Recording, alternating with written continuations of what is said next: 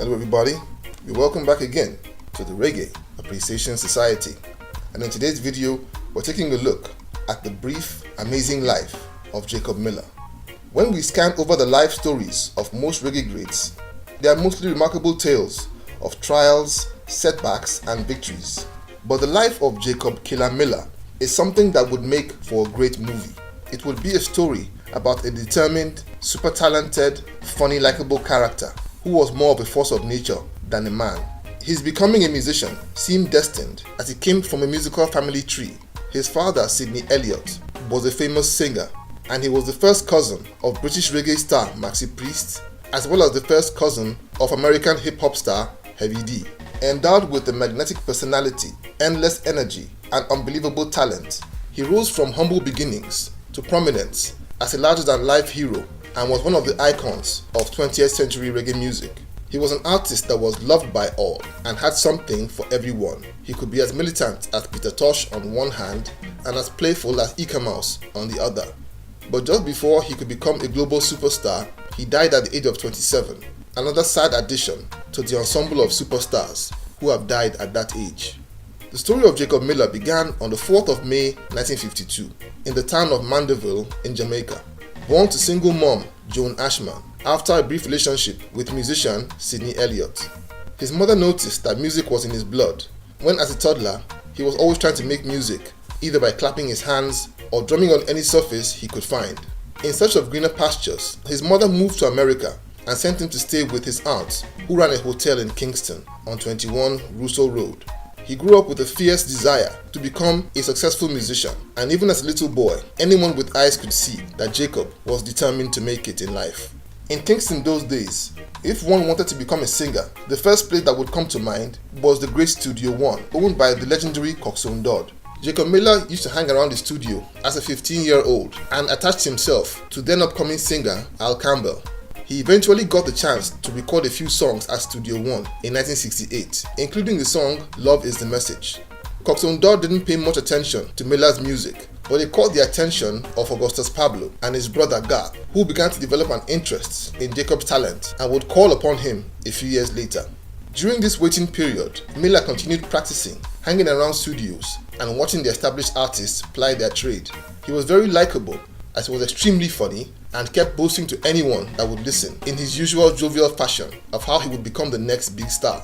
When Augustus Pablo and his brother launched their own record label called Rockers in 1972, they engaged Miller and recorded a new version of Love Is the Message. And over the next 18 months, Miller delivered 5 more songs for Pablo, each one a Rockers Records classic.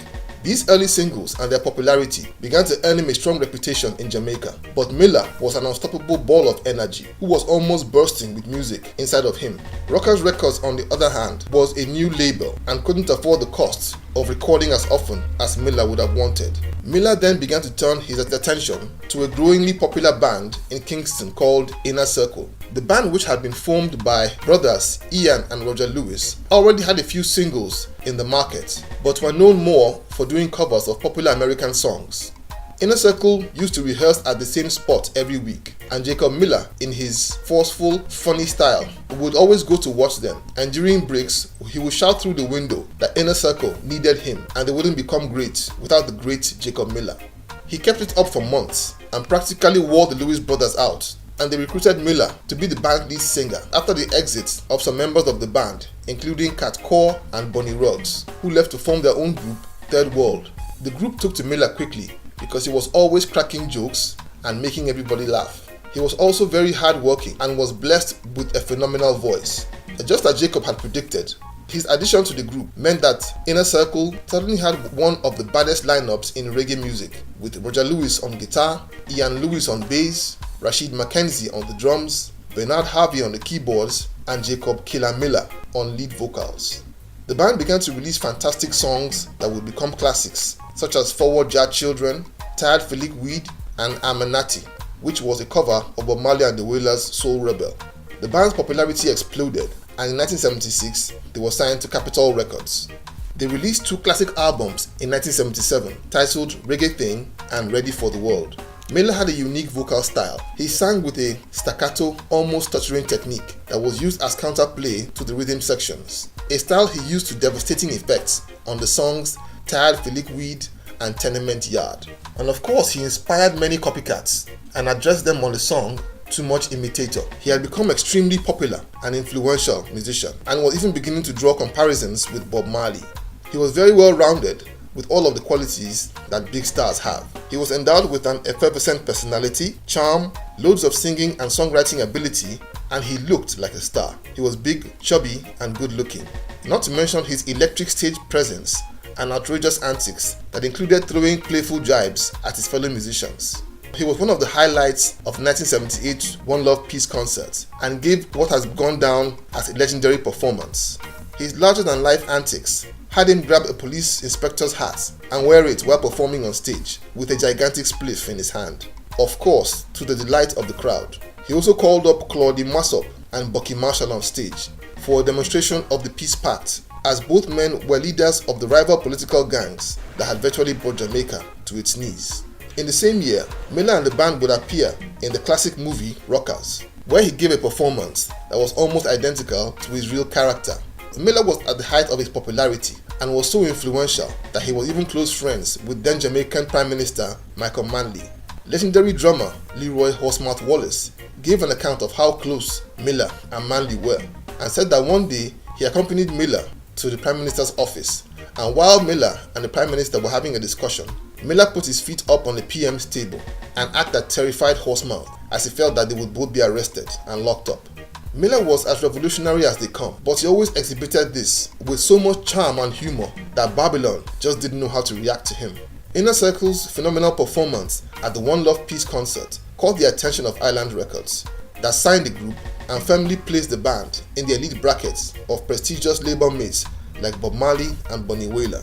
And in 1979, they released their first album for Island in the appropriately titled Everything Is Great. It was a huge hit and spawned two songs that became very popular internationally. Their next album for Island was released in 1980 and was called New Age Music. And thanks to Island Records' international spread, it began to make waves abroad. Miller was at his charismatic peak, and as frontman for the hottest band on the island, he was on top of the world. He became close friends with his label mate, Bob Marley, who at the time regarded Miller and Dennis Brown as the best singers in Jamaica. After completing a string of shows in Europe, Miller traveled to Brazil with Island Records boss Chris Blackwell and Bob Marley for the grand opening of the new Island Records office in that country, and they returned to Jamaica on Friday the 21st of March 1980. 2 days later, on Sunday the 23rd of March, Miller had gone to rehearse for an upcoming tour at Bob Marley's house at 56 Hope Road in Kingston and headed out to a new nightclub that Inner Circle had just opened called The Zinc Fence on Dumfries Street, about 10 minutes from where Marley lived. He turned up at the club and after a while stepped out to go buy some sugarcane from a popular seller on Alfred Street close by. As he was driving back to the zinc fence, he accidentally dropped a cane that he was chewing on just before a notorious sharp bend that had claimed lives before. He took his eyes off the road for a second too long and the car slammed into a wall, and that was the end of Jacob Miller at just 27 years old. Miller and Inner Circle had just been preparing to go on tour with Bob Marley and the Wailers in America, and Miller's next album, Mixed Moods, had already been recorded and was set to be released just before he passed on. The impact was so great on Miller's bandmates Inner Circle that the band left Jamaica and moved to Miami just to be far away from the memories of the loss of their dear friend and colleague. So that was the end of Jacob Miller, but he lives on in the hearts of reggae fans through his music and the wonderful memories of one of the most iconic and likable reggae stars of all time. So there you have it. Thank you for watching the video today. Please leave a like, subscribe, and until the next time, Jah bless.